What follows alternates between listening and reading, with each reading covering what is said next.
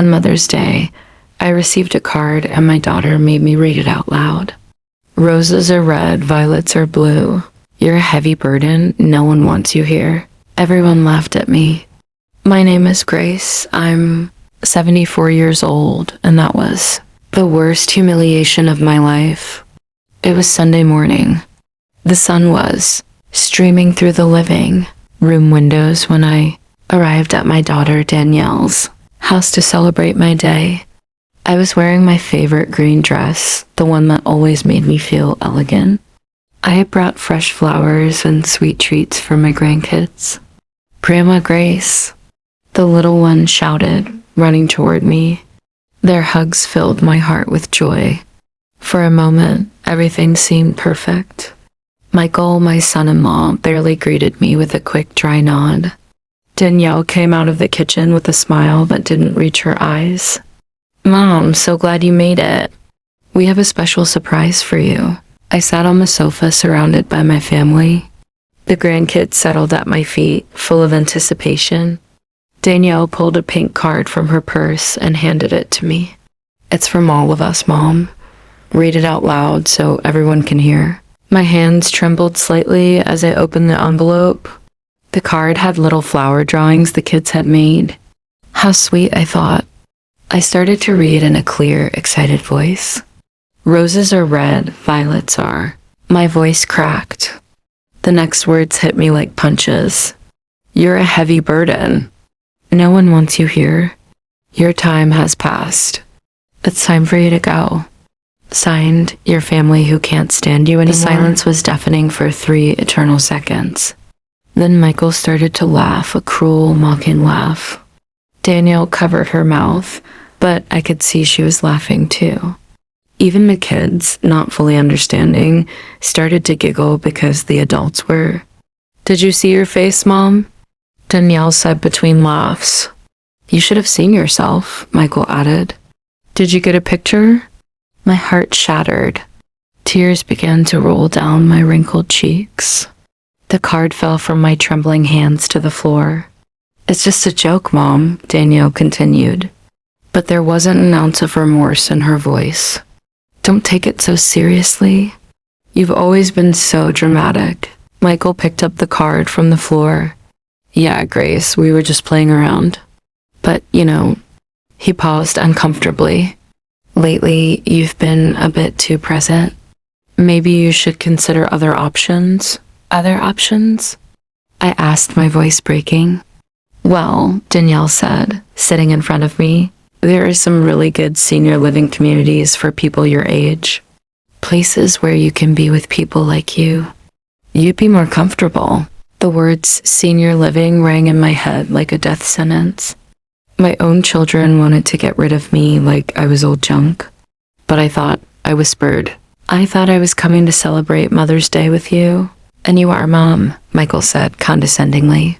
It's just time to be realistic. You're not young anymore.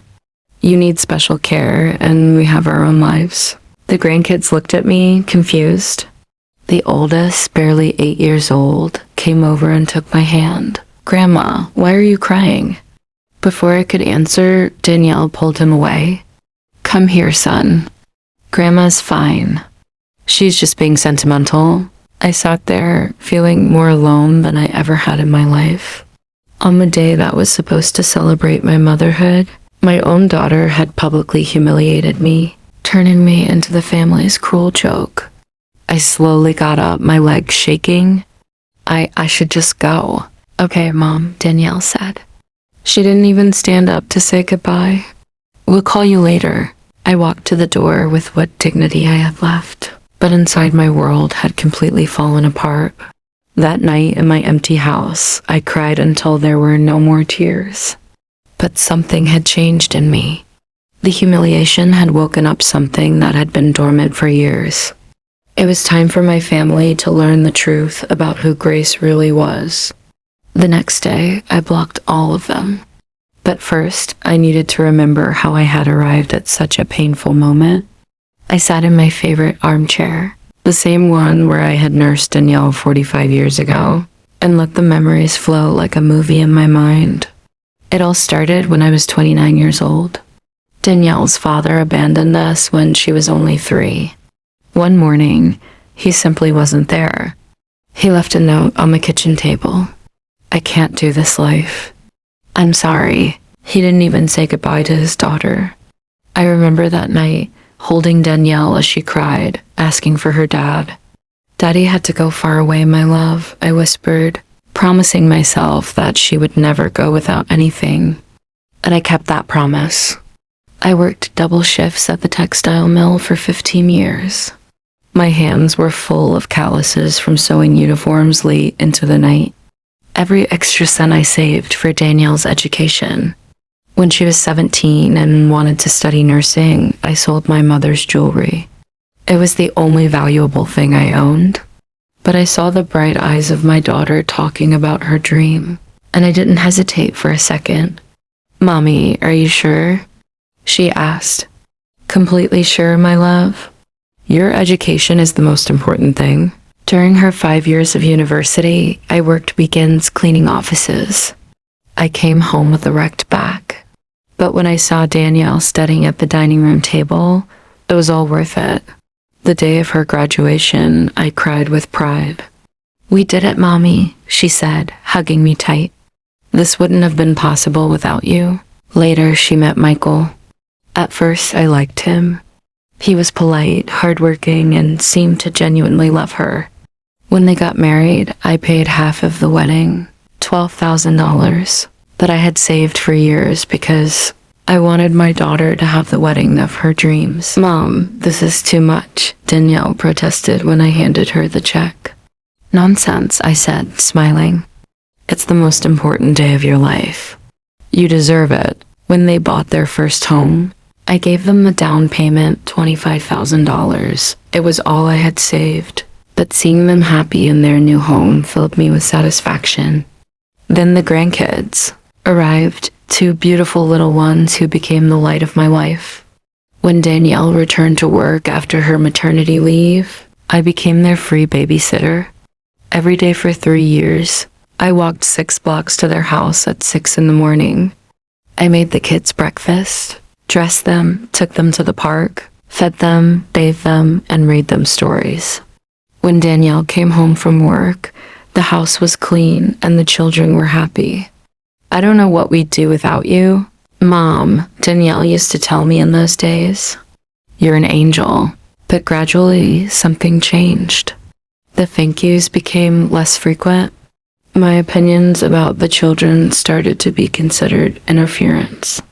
When I suggested that the youngest needed to see the pediatrician for his persistent cough, Michael told me, Grace, we're the parents here. The first time they spoke to me like that, I stayed quiet. I thought maybe I had been too nosy. Then the subtle comments started. Mom, you don't have the energy you used to for watching the kids. Grace, I think you got the kids' vitamins confused again. Maybe you should rest more at home. But I kept going every day. I kept helping. I kept giving my all. 2 years ago, when Michael lost his job, I started giving them $500 a month so they wouldn't lose the house. It's just temporary, they said. Just until Michael finds something better. Michael found a new job 6 months later, but they never told me to stop sending the money.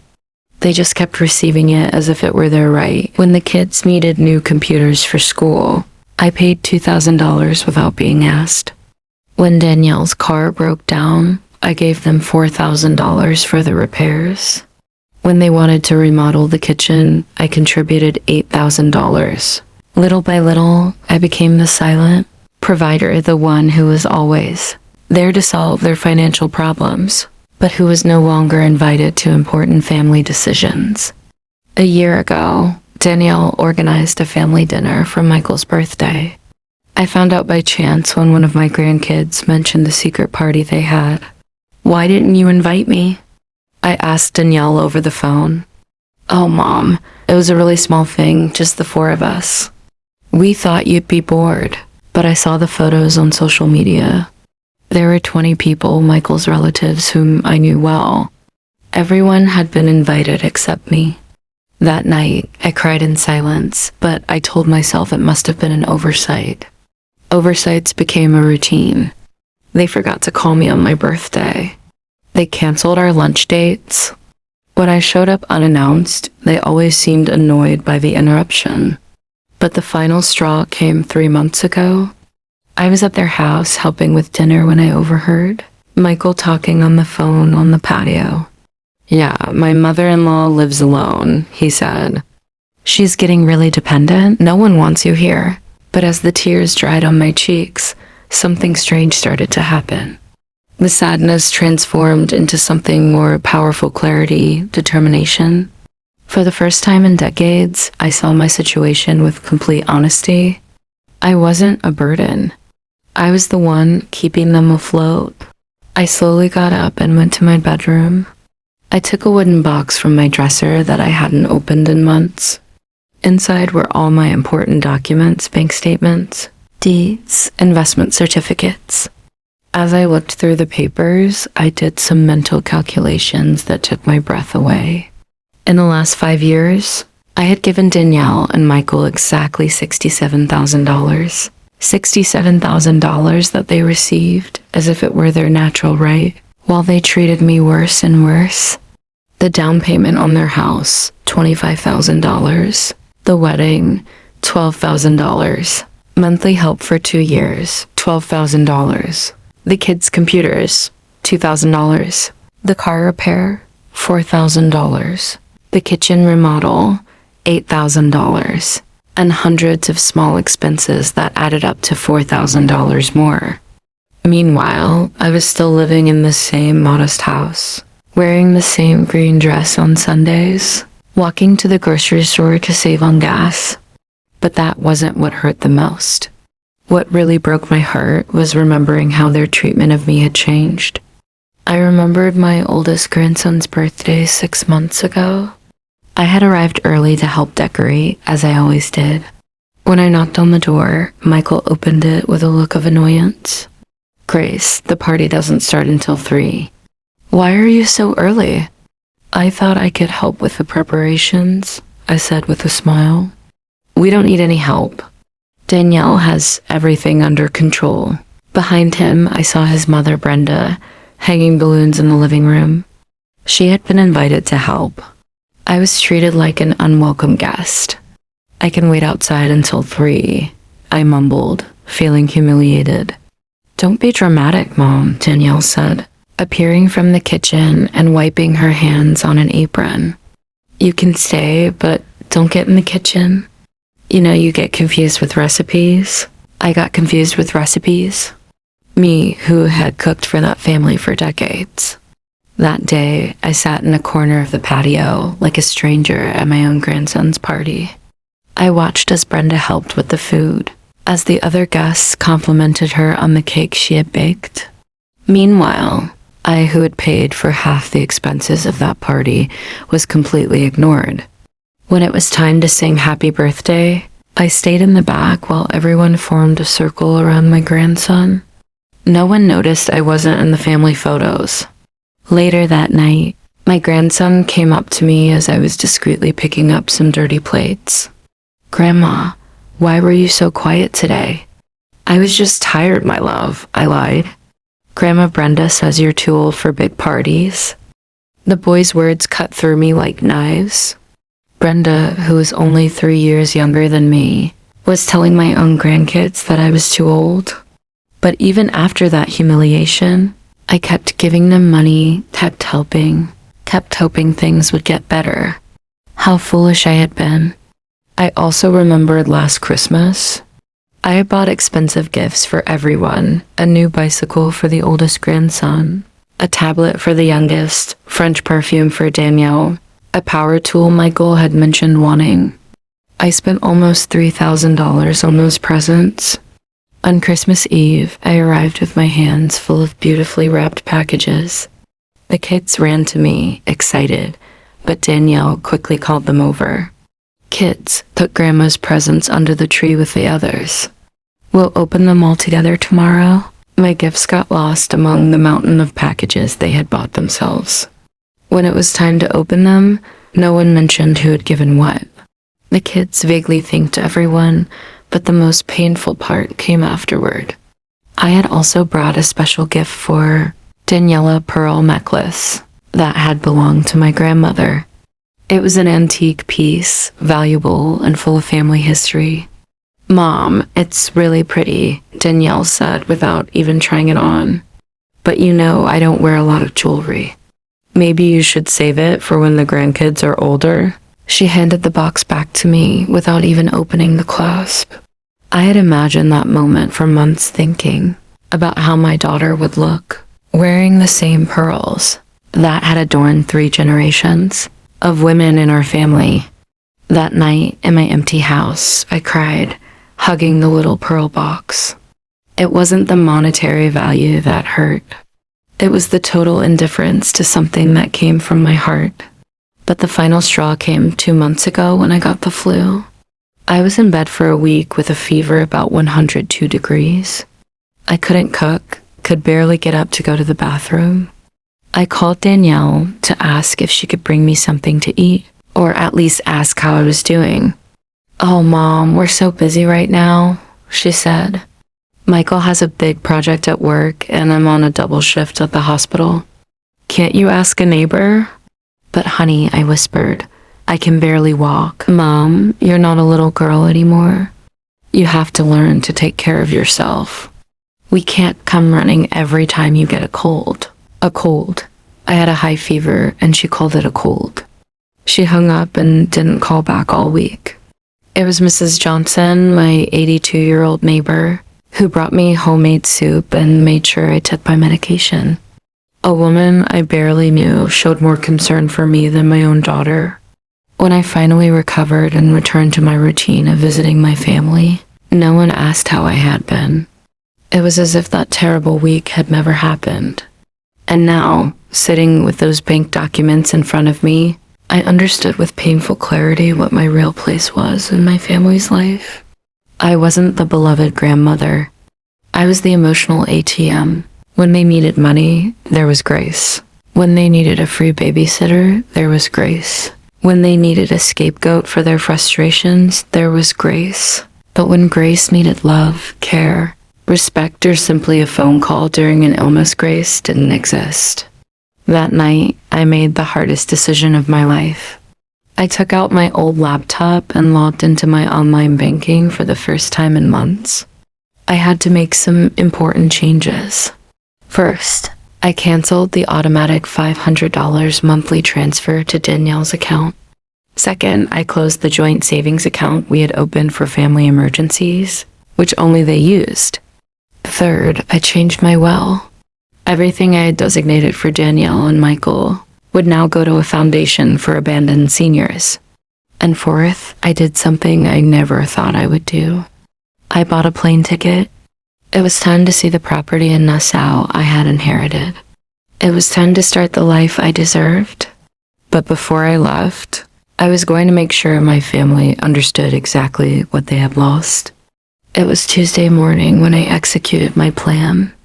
I had slept for only 3 hours, but for the first time in years, I felt completely awake, completely determined. I got dressed in my most elegant gray suit, the one I had bought for Danielle's university graduation but had barely worn. I carefully applied my makeup and styled my hair into a sophisticated bun. I wanted to look like the powerful woman I really was, not the needy old lady they thought I was. First, I went to the bank. My financial advisor, Mr. Henderson, was surprised to see me so early. "Mrs. Grace, how can I help you today?" "I need to make several important changes to my accounts," I said in a firm voice. Over the next 2 hours, I completely reorganized my finances. I canceled all the automatic transfers to Danielle's accounts. I closed the joint account we had opened 3 years ago. I transferred money from my investments to my main checking account. "Are you sure about these changes, ma'am?" Mr. Henderson asked, clearly worried. "These are very big moves." "Completely sure. It's my money, and I can do what I want with it." Then I went to my lawyer's office, Mr. Franklin, who had handled my family's legal affairs for decades. "I need to completely change my will," I announced without preamble. Mr. Franklin, an older man who had known me since Danielle was a child, took off his glasses and looked at me with concern. Grace, is everything okay? This is a very drastic change. Everything is perfectly fine. For the first time in years, I see things with total clarity. I explained exactly what I wanted. Everything I had designated for Danielle and Michael would now go to a foundation for homeless seniors. I also established a trust for my grandkids that they could only access when they turned 25, and only if they maintained genuine contact with me, not out of family obligation. Grace, don't you think you should think about it for a few more days? These decisions are irreversible. I've had 74 years to think about it, Mr. Franklin, and the last 5 years have taught me everything I needed to know. I signed the documents with a steady hand. There was no shaking, no doubt. My next stop was the travel agency. I had researched my property in Nassau all night. It was a 3-bedroom condo in a beautiful neighborhood. It had been rented for years by a property management company, generating income that was accumulating in a Bahamian account I had never touched. I want to fly to Nassau this Friday, I told the travel agent. Is it a tourist trip, ma'am? No, it's a liberation trip. I bought a first-class ticket. If I was going to start my new life, I would do it in style. But before I left, I had to do one more thing. I had to write the letters. I got home at noon and sat down at my desk. I took out elegant letterhead I had bought years ago, but never used. It was time to explain to my family exactly what had happened. The first letter was for Danielle. My dearest daughter, by the time you read this letter, I will be on my way to Nassau, where I will live in the property I inherited from my family that you didn't know existed. I have made the decision to cut all financial support I have been giving you for the past few years. The $500 a month you received has been permanently canceled. The joint account you use for emergencies has been closed. Don't take this as a punishment, but as a lesson in independence that I should have taught you a long time ago. For decades, I gave you everything I had: my time, my money, my energy, my unconditional love. But at some point, you decided that I was a burden instead of a blessing. The Mother's Day card was simply the last straw. The problem started much earlier, when you stopped seeing me as your mother and started seeing me as your personal, maid and private bank. I have changed my will. My inheritance will now be given to people who truly value generosity and family love. Your children will have access to a trust when they turn 25, but only if they prove they can maintain a genuine relationship with me. Do not look for me for money. Do not call me to ask me to come back. Do not send the grandkids to emotionally manipulate me. If you really want to get your mother back, you're going to have to prove that you value me for who I am, not for what I can give you. Your mother, who has finally learned to value herself, Grace. The second letter was for Michael. Michael, I never saw you as just my son-in-law. I accepted you as the son I never had, but you turned me into the awkward mother-in-law you wanted to get rid of. I heard your phone conversation 3 months ago when you were talking about finding a proper place to move me, as if I were old, furniture getting in the way. What you didn't know is that a proper place was always in my hands. I have a property in Nassau, investments that generate more money than you make in a year, and the financial freedom to live wherever and however I choose. For years, I quietly funded your comfortable lifestyle. I paid for repairs, helped with expenses, covered emergencies. I did it out of love, not obligation. But you interpreted my generosity as weakness, my availability as dependency, my love as an annoyance. Now you will have to stand on your own 2 feet. After I finished the letters, I put them in envelopes and left them on my coffee table, ready to be discovered. Then I sat in my living room, smiling. It had taken me 74 years, but I had finally learned the most important lesson of my life. You teach people how to treat you by what you are willing to accept. For decades, I accepted crumbs of love because I was afraid of being alone. But it turns out that being alone was infinitely better than being with people who didn't respect me. And now that I had learned that I wasn't really alone at all, I was free. I was going to Nassau. And for the first time in a long, long time, I was excited about my life.